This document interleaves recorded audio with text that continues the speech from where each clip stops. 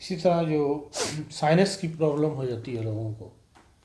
اس میں پوچھا ہے کہ بھئی یہ ریشہ جو ہے یہ سارا سال جو ہے گرمیوں میں بھی یہاں جم جاتا ہے، اور سردیوں میں جو ہے گلے میں ریشہ گرنا شروع ہو جاتا ہے، اس کے لیے کوئی دوائی،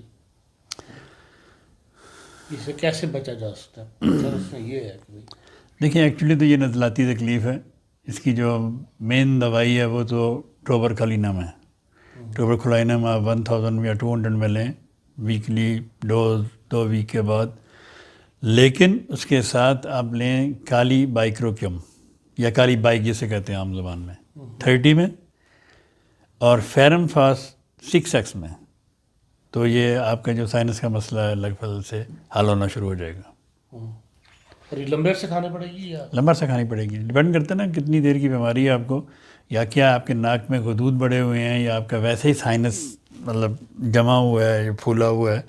تو وہ دونوں دوائیوں سے لگ بھگ ٹھیک ہو جائے گا۔